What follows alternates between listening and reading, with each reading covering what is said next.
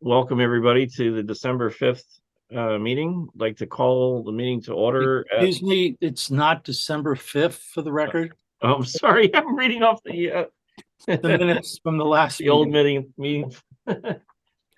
Oh my goodness. March 5th. The numbers were close. Tonight we should start over.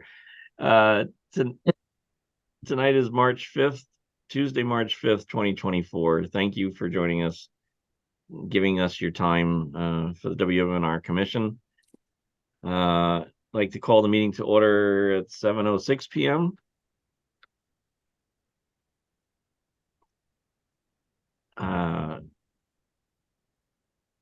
And before we get going on our regular routine, you know how personal this group is to not only myself, but to all of you. I'm still in a state of shock after losing our friend Fred. Um, and I can't move forward without taking a moment to just remember our friend who was just so kind and wonderful and knowledgeable and dedicated to the station and to all things classical music. He was just really great, and I was hoping Kurt maybe since Yeah, a little background. Fred joined us as a broadcaster in 2009. He'd been a donor for much longer when his youngest daughter was but a couple-month-old baby. He called in and gave a membership in her name. So he enjoyed saying that he had WMNR's youngest member. And then when that daughter gave birth to a daughter, he called in a membership for his granddaughter so he could repeat it. And when he called in once during a pledge drive and I answered the phone, I told him we needed, before he became a broadcaster, told him we needed people in the WMNR commission. And he came in for a meeting, and actually he became both a broadcaster and eventually a commission member pretty soon after 2009. 2009 is when he started as a broadcaster. Just a sweet, sweet guy. Um, and, one of the things that his son, um, uh, Christian. Chris Velarde mentioned was that uh, WMNR has a ability to connect in ways that might surprise you. Chris had lived in the Brantford area back when he was working for Channel 8. And then when he moved up to Syracuse, he had gone to Syracuse and he was teaching and working there in communications. One of the people who called in during Fred's memorial program that I gave was another guy from Brantford. But it turns out this was the father of uh, a, a college student who was in Chris Velarde's journalism class at Syracuse. And so this man came to St. Stephen's Church, came over, introduced himself to Chris. And Chris just marveled at both, of course, Fred's friends and family that he knew. And that's just one small example of the many friends, both known and unknown, that Fred had over WMNR. And Chris was, very touched by it. And that's what WMNR does. Not everybody knows us, but everybody, our listeners know us. We don't necessarily know who all they are, but we're able to provide this sense of community and of to be their musical friend.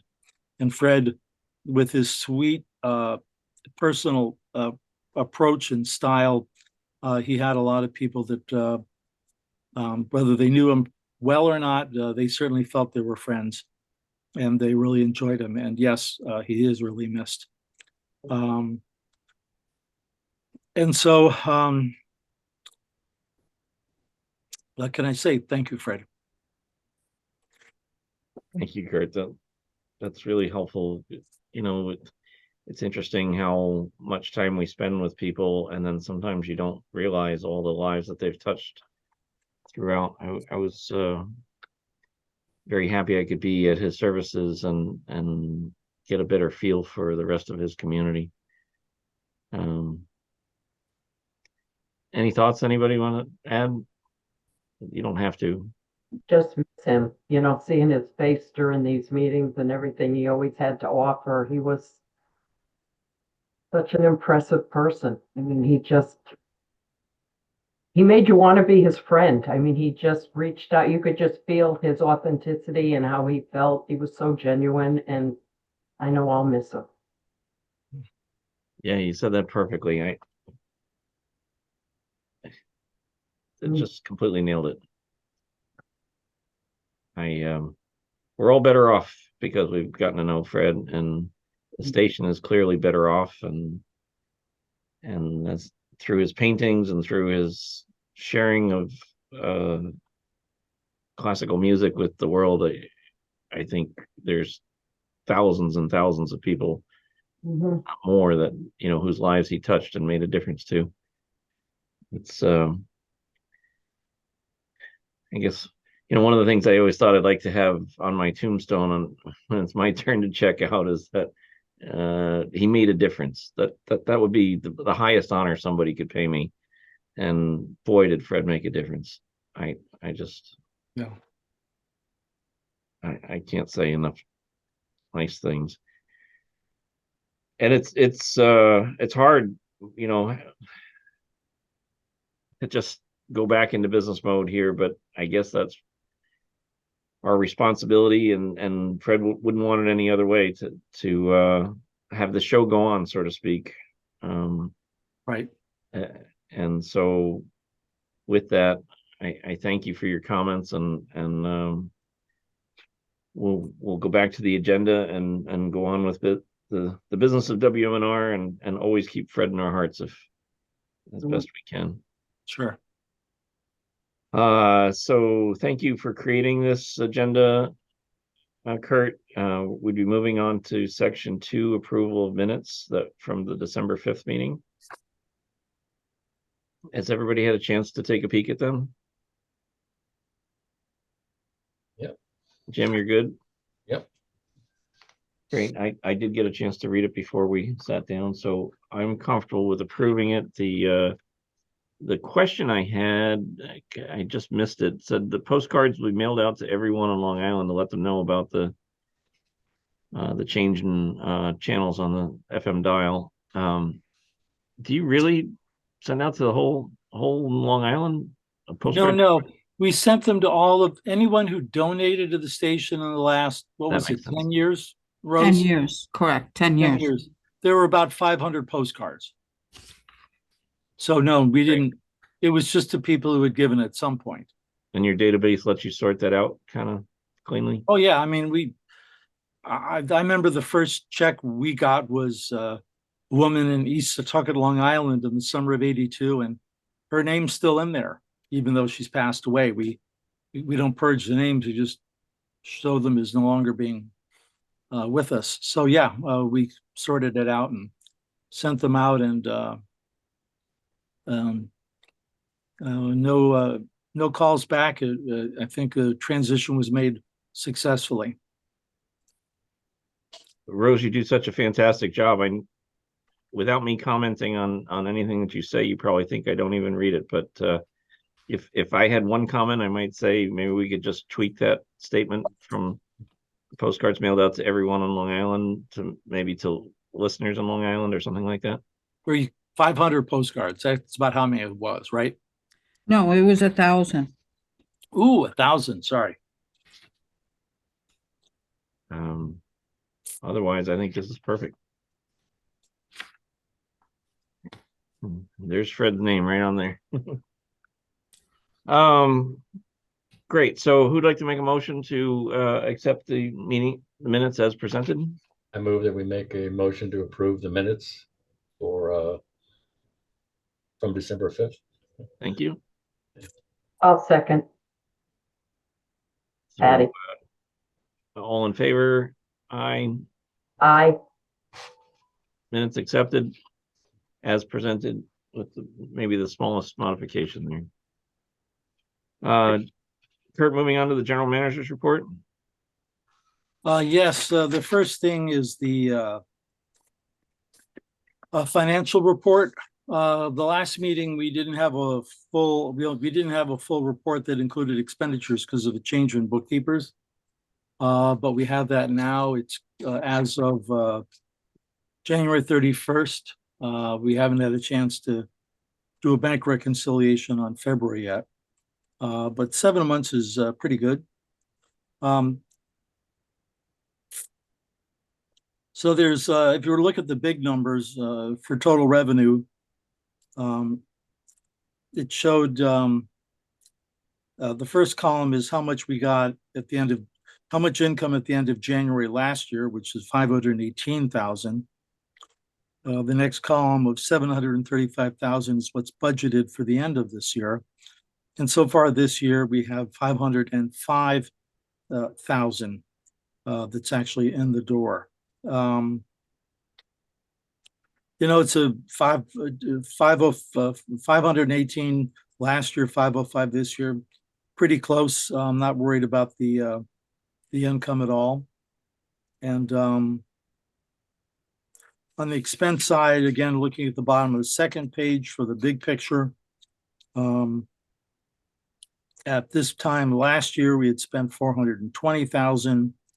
At this time, this January 31st this year, the expenses are up to 472,000, but they're budgeted to go by the end of June 30th in another 5 months of 753,000.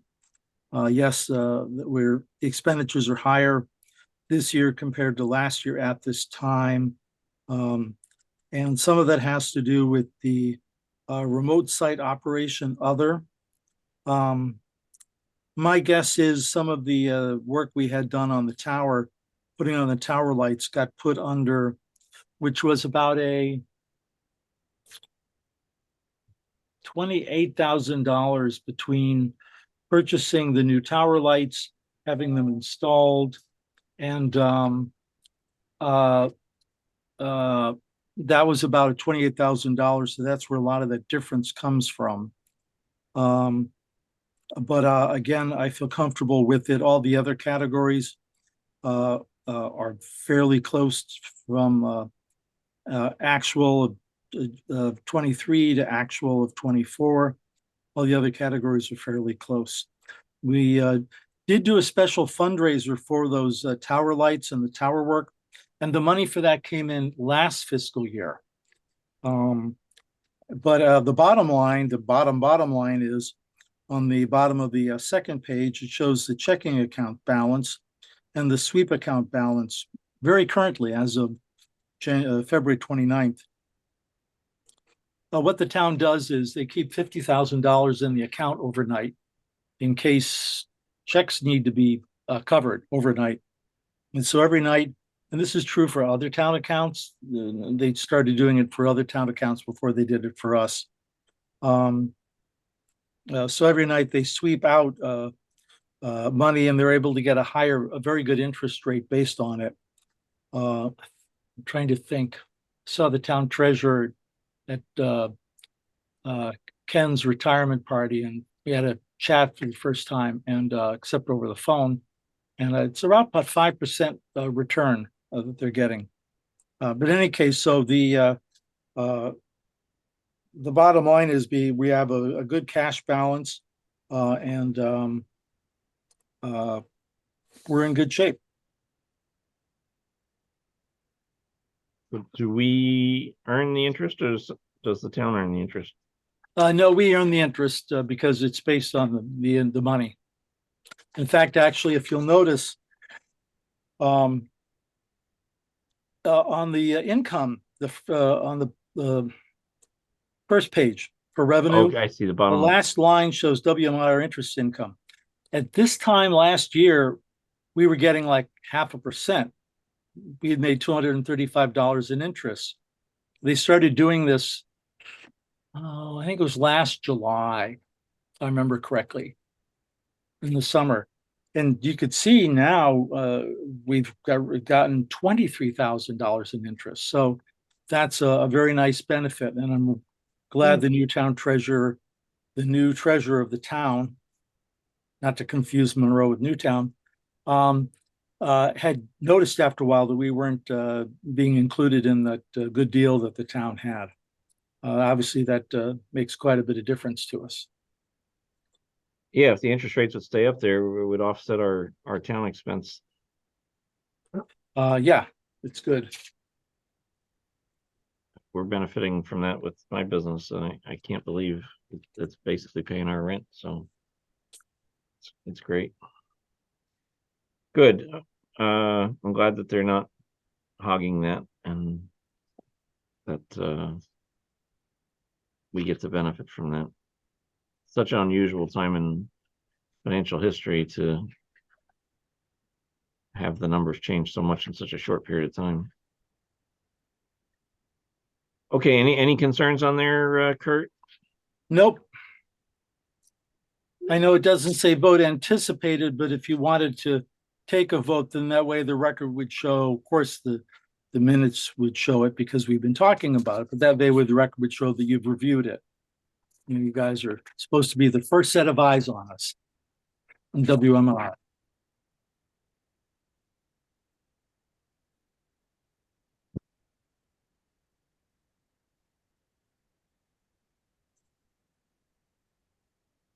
Okay. I just want hospitality. What is that? What does that entail? Good question. So Yeah. for the hospitality account this year, well, every year, except for some of the COVID years, we held a yearly staff and volunteer luncheon. Oh, yeah. Okay. And um,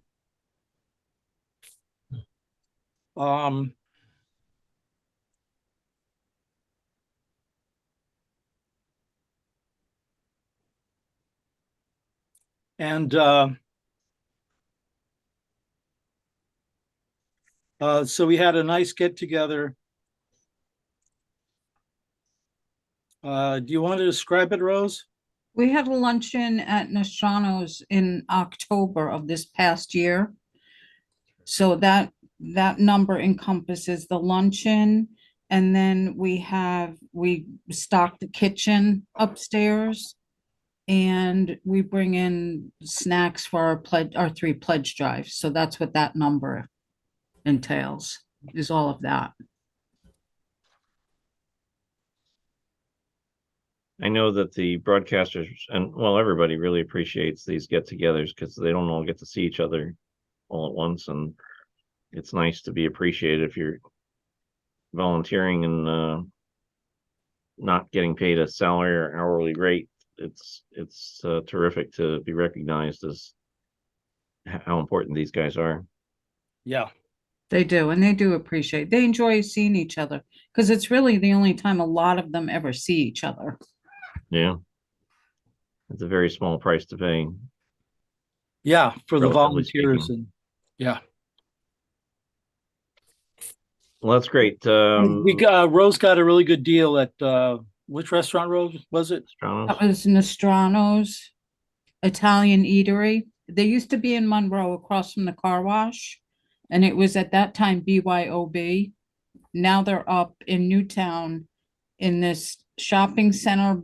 Before you get to the Stop and Shop one, there's that other small shopping center. It's got a bank in there. There's a daycare. There's Club 24 gym. And Five it's in Guys the in there. back in there. Yeah, they do a really nice job. Yeah, they have good food, and they're really reasonable. Good pick. All right, so we need to put this to a vote to accept it as presented. It's not, we're not putting away these numbers for good. We're just accepting the report that's in the first part of the year here. So I don't have a problem with it. So I'm sorry, my brain is a little tired tonight. It's Make a a fine- motion to do the vote or just do the vote? Well, I'll make a motion to accept the financial report as presented. Great. All in favor? Aye. I, So all commissioners agree, the report is accepted as presented. Thank you very kindly, Kurt. So now do you want to move on to section B, the Sag Harbor channel change? Let's see. Yes.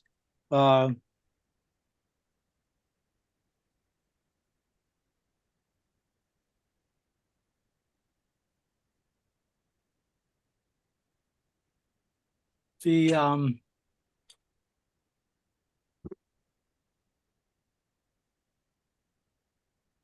of the three stations on 94, the three translators on 94.5 that have to be moved, the application was filed for the one in Sag Harbor, and it's been granted. It gets a new call sign because it's on a new frequency, and it becomes 285 CW at 104.3 in Watermill. I have 3 years to build it. We'll probably get it on the air by this summer. Just what is it? Last week, after the town council meeting on Monday, W233 AJ Old Saybrook was filed, as well as W233 AG New London was filed. They'll both change to new frequencies. They'll probably be granted in 2 weeks. The thing about moving the Sag Harbor was we already had one on the tower lit up, so we weren't losing coverage. When we move Old Saybrook, which we'll do first, we'll set a date a month in advance and send out postcards. It won't be 1,000 postcards. It'll just be people in the Old Saybrook area. And then on the right date and time, we'll go out and change it. It'll be off the air a few minutes, probably around noon. New London, we'll do that one later in the summer. That'll take a little longer, a couple of hours, it'll be off. We have to change antennas. But it's a small antenna on a 20-foot tower. So it won't be too hard to move. That is in progress, which is great.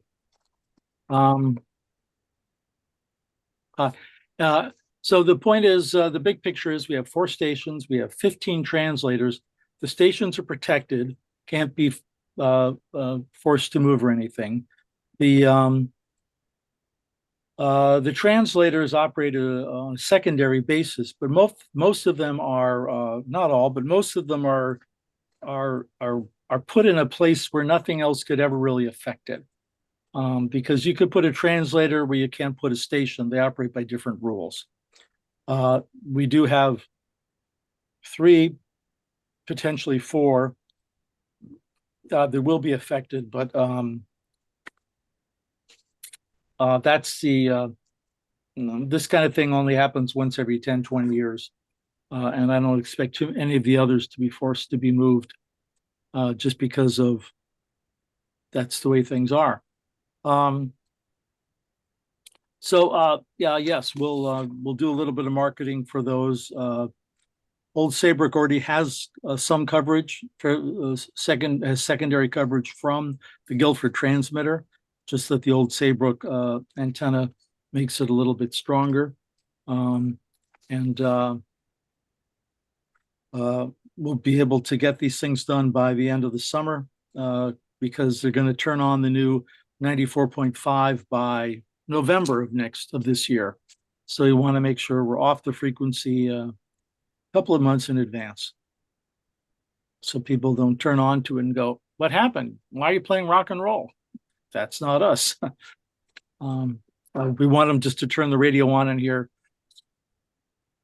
And then like, oh, okay, where are they? Oh, they're on a new frequency. So that's why we want to get them done ahead of time. And for continuity of service. Any questions about those? With the modernization of digital FM, did they do anything that will let save stations be changed on the digital radio automatically?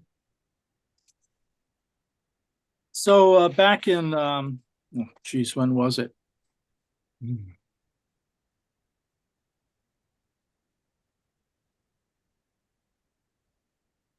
Well, we were here. So back in the late 2000s, that's when they first started rolling out HD radio, which stood for high definition. It's not as good as a CD, but it's a little better quality than analog. But it's a quality HD signal doesn't go as far as the analog signal. And it's expensive. It's one thing to turn 2 of our stations into HD, but to turn all of the facilities, it just isn't really worth it. So we've never gone HD. And it's a format that is really only available in your car. No one's got a radio at home that'll be able to take advantage of that improved fidelity. And things are switching because the most recent survey of public radio listeners had 1/3 of the listening done via digital means. Oh, good. Sorry, just texting with my son. He had a flat tire. Looking for his AAA number. But he's got it. He just found it. And now that's on permanent record. But anyway, you have one child, you love them dearly, and you want to make sure they're doing well. And he's on the West Coast. So the point is, 1/3 of the listening was done via some digital means, smart speaker, phone, laptop, and only 2/3 of the listening was done over a traditional radio. So, use of radio, and that increase, it used to be 5, then it went to 10% and 12, and now it's up to 33% of listening is done digitally. So not through the terrestrial signals. So that's something we're going to track to make sure we're not paying rent for a site that's not paying for itself. So it's technology is changing everything. So we're just staying on top of that. And the second, WMNR serves 1.2 million people, and I would say the official numbers are that about half of that 1.2 million comes from translators. The one in Haven covers 150,000. The one in West Hartford covers 100,000. Well, maybe that half is maybe 1/3 of our listening is done on translators. So I'm not worried about having to make these changes, and we'll advertise and market to them, and people will follow us. Great. So you kind of covered section B, C, and D, I imagine. That's the idea. It's all about the same sort of thing. What are translators? Why are they changing? And how important is it? Yeah. So that fast tracked us right to section E, which is the aviation lights on the tower. Yeah. So now that the engineers filed the 3 applications for the frequency change, I'm going to have them start working on the FCC and perhaps FAA paperwork to be able to switch from the old lights, from the current lights, which use the old incandescent technology, to the newer one. I don't know how long that'll take, but we'll start working on that next. And then after we get the paperwork filed, we'll be able to turn them on, and then we can have the old ones taken down. The new ones are actually a little bit brighter. The LEDs are a little bit brighter than the incandescent. We've tested both once at night out in the parking lot here at the studios. Mark was at the transmitter and he turned them both on. And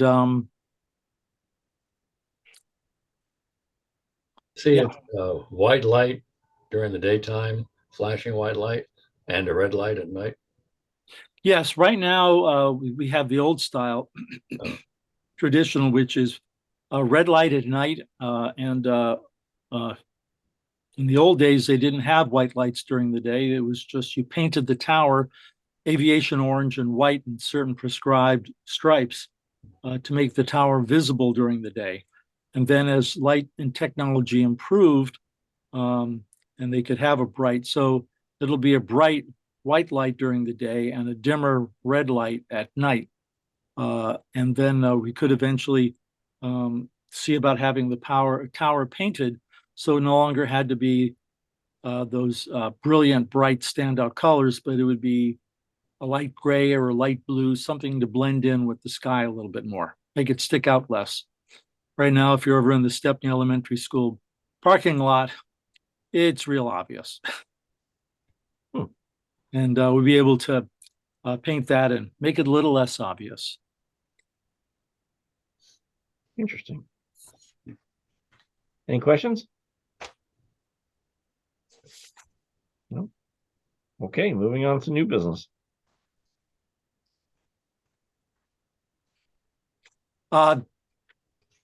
Patty, do you want to mention that the Democratic Town Committee's you're reviewing candidates to replace Fred's position? Do we want to mention that for the minutes?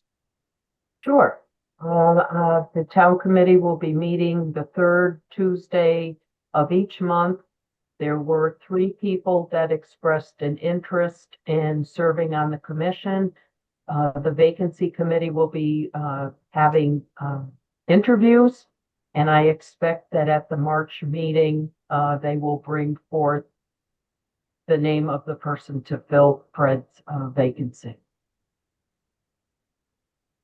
Very nice, thank you.